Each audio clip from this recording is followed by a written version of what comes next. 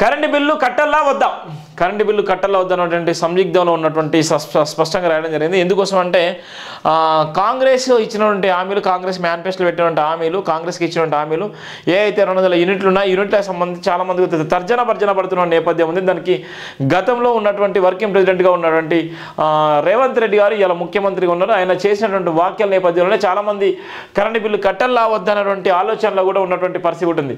బిల్లుల పంపిణీ డిసెంబర్, జనవరి బిల్లులు కట్టాల్సిందే అవకాశం కోసం చూస్తున్న బీఆర్ఎస్ స్పష్టత కావాలి. బిల్లులు పంపిణీ డిసెంబర్, జనవరి బిల్లులు కట్టాల్సిందే అవకాశం కోసం చూస్తున్న బీఆర్ఎస్ స్పష్టత కావాలి.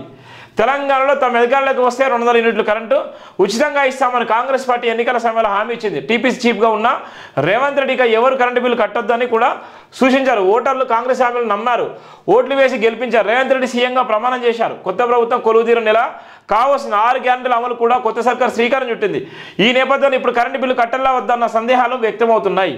ఇక్కడ ఉన్నటువంటి ఏదైతే అధికారంలోకి రాకముందుకు కాంగ్రెస్ ప్రచారంలో కానీ మేనిఫెస్టోలో కానీ 200 యూనిట్ల వరకు కరెంటు బిల్లు ఎవరు కూడా కట్టనవసరం లేదని చెప్పినటువంటి హామీ ప్రకారం చాలామంది కూడా ఇబ్బంది పడేటువంటి నేపథ్యం ఉంది. కట్టల్లా వద్ద 200 యూనిట్లు ఏదైతే కరెంటు బిల్లు ఉందో 200 యూనిట్ల వరకు కరెంటు బిల్లు కట్టనవసరం లేదని చెప్పినటువంటి టీపీసీ చీఫ్ అధ్యక్షుడిగా ఉన్నటువంటి రేవంత్ రెడ్డి గారు ఇప్పుడు రాష్ట్ర ముఖ్యమంత్రిగా ఉన్నటువంటి సందర్భంలో అది కట్టల్లా వద్దన్నటువంటి చాలామంది కూడా రాష్ట్రంలో ఉన్నటువంటి అనేక మందికి ఈ డౌట్ ఉంది. అందుకోసమే కరెంటు బిల్లు పైన వార్త స్పష్టంగా రాయడం జరిగింది.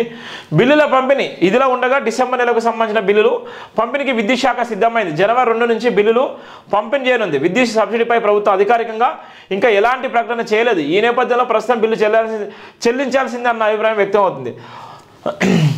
100 రోజుల హామీలు అమలు చేస్తామని ప్రకటించిన నేపథ్యంలో నెల రోజులు అయినందుకు బిల్లులు కట్టాక తప్పని పరిస్థితి నెలకొంది. మరోవైపు లోక్సభ ఎన్నికల నోటిఫికేషన్ కూడా వచ్చే అవకాశం కనిపిస్తుంది. ఈ నేపథ్యంలో ఎక్కువ మందిపై ప్రభావం చూపే విద్యుత్ బిల్లు మాఫీని అమలు చేయాల్సిన పరిస్థితి నెలకొంది. అసెంబ్లీ ఎన్నికలో గెలిచిన ఊపును లోక్సభ ఎన్నికల్లో కొనసాగించాలంటే హామీలు అమలు చేయాల్సిన పరిస్థితి కూడా ఏర్పడింది. అయితే అసెంబ్లీ ఎన్నికల్లో ఇచ్చినటువంటి హామీలు నెరవేర్చడానికి లోక్సభ ఎన్నికలు కూడా సిద్ధమైన ఆ ఎన్నికల్లో సక్సెస్ కావాలంటే ఇప్పుడున్నటువంటి అసెంబ్లీలో ఏదైతే మేనిఫెస్టోలో పెట్టినటువంటి హామీలు ఉన్నాయో 6 గ్యారెంటీలతో పాటు ఆ మేనిఫెస్టోలో పెట్టినటువంటి కాంగ్రెస్ మేనిఫెస్టోలో పెట్టినటువంటి హామీలు కూడా నెరవేర్చాలి. అట్లయితేనే ఇక లోక్సభ ఎన్నికల్లో ఎదురు ఉండకుండా ఉండేటువంటి నేపథ్యం కూడా ఉంటుంది. అందుకోసమే ఆ పరిస్థితి కూడా ఉంది. బిల్లుల పంపిణీ ఒకవేళ చేయకపోతే ఏ విధంగా ఉండాలన్న ప్రధాన వార్త కూడా రావడం జరిగింది. డిసెంబర్, జనవరి బిల్లులు కట్టాల్సిందే 100 రోజుల్లో అమలు చేస్తామని ముందే ప్రకటించిన నేపథ్యంలో తెలంగాణ ప్రజలు డిసెంబర్, జనవరి నెలల బిల్లులు చెల్లించక తప్పదు. ఫిబ్రవరి నుంచి మాఫీ అమలు చేసే అవకాశం ఉంది. అయితే ఎన్నికల వేళనే బిల్లు కట్టొద్దన్న రేవంత్ రెడ్డి ఇప్పుడు బిల్లులు వసూలు చేయడం విపక్షానికి అస్త్రంగా మారే అవకాశం కూడా ఉంది. ఏదైతే ఉందో గతంలో ఉన్నటువంటి నేపథ్యంలో బీఆర్ఎస్ అనే తప్పులు వేస్తే ప్రతిపక్ష పార్టీలు ఏదైతే ఉన్నాయో ప్రతిపక్ష పార్టీలు వాళ్ళు ప్రశ్నించేది, ప్రతిపక్ష పార్టీలు రోడ్ల మీదకి వచ్చి ధర్నాలు రాస్తారు లేచి బీఆర్ఎస్ మీద నిప్పులు జరిగేది. అదే తరహాలో ఒకవేళ వీళ్ళు ఇచ్చినటువంటి హామీలు ఏదైతే ఉందో ప్రతిపక్ష పార్టీగా ఉన్నటువంటి బీఆర్ఎస్ స్పందించే విధంగా ఉంది. ఏదైతే డిసెంబర్ నెలలో జనవరి వచ్చింది, జనవరి సంబంధించిన 2వ తారీఖు నుంచి బిల్లు కూడా కట్టాల్సిన అవసరం ఉంది. దానికి సంబంధించి ఒకవేళ బిల్లులు వసూలు చేస్తే రోడ్ల మీదకి వచ్చి కూడా ధర్నాలు చేస్తామని కూడా సిద్ధంగా ఉన్నటువంటి నేపథ్యం కూడా ఉంది. బీఆర్ఎస్ సంబంధించి అవకాశం చూస్తున్న బీఆర్ఎస్ మరోవైపు ప్రభుత్వాన్ని ఎప్పుడు ఇరుకున్నా పెడదామా అని బీఆర్ఎస్ కాచి కూర్చుంది. ఇప్పుడు ఈ కరెంటు బిల్లుల అంశం ప్రతిపక్షానికి అస్త్రంగా మారే అవకాశం ఉంది. ఇప్పటికే దీనిపై ఎమ్మెల్సీ కవిత స్పందించారు. కరెంటు బిల్లులు కట్టాలా వద్దో చెప్పాలన్న ప్రభుత్వం డిమాండ్ చేశారు. ఎన్నికల ప్రచారంలో రేవంత్ రెడ్డి ఇచ్చిన హామీ గుర్తు చేశారు. మాట నిలబెట్టుకోవాలని సూచించారు. స్పష్టత కావాలి. రాష్ట్రంలో చాలామంది నెలకు 200 యూనిట్ల కన్నా తక్కువ విద్యుత్ వినియోగిస్తున్నారు. వారంతా ఉచిత విద్యుత్ పథకానికి అర్హులు కావాలి.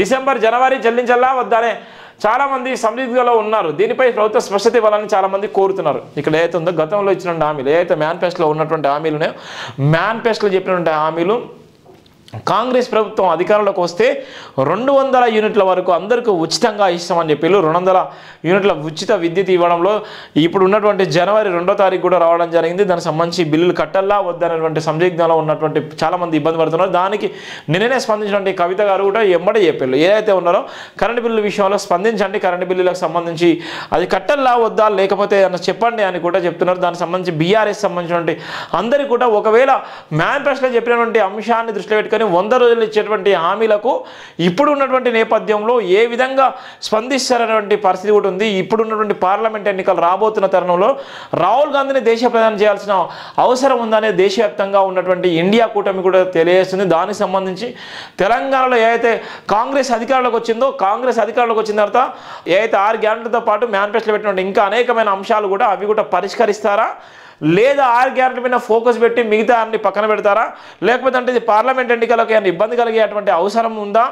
ఒకవేళ పార్లమెంట్ ఎన్నికలకు కాంగ్రెస్కి ఇది అయినా నిజంగా ఈ హామీలు ఇబ్బందికరంగా మారున్నాయా, బీజేపీకి అలా బీఆర్ఎస్కి అయినా నష్టం జరుగుతుందా, లాభం జరుగుతున్నటువంటి వార్తలు కూడా ఉన్నాయి. ఏదైతే బీఆర్ఎస్ సంబంధించినటువంటి ఏదైతే ఉందో కాంగ్రెస్ సంబంధించినటువంటి అధికారంకి వచ్చిందో కాంగ్రెస్ మీద ఎప్పుడు కూడా సిద్ధంగా ఉన్నారు. ఏదైతే తప్పులు చేస్తారో, ఏదైతే హామీలు విస్మరిస్తే మాట్లాడడానికి సిద్ధంగా ఉన్నటువంటి నేపథ్యం ఉంది. ఇప్పుడు ఉన్నటువంటి కరెంటు బిల్లులు కట్టల్లా వద్దన్నటువంటి ప్రధాన వార్త కూడా జయబిందన పత్రికలు రాసినటువంటి వార్తను కూడా చూస్తున్నాం.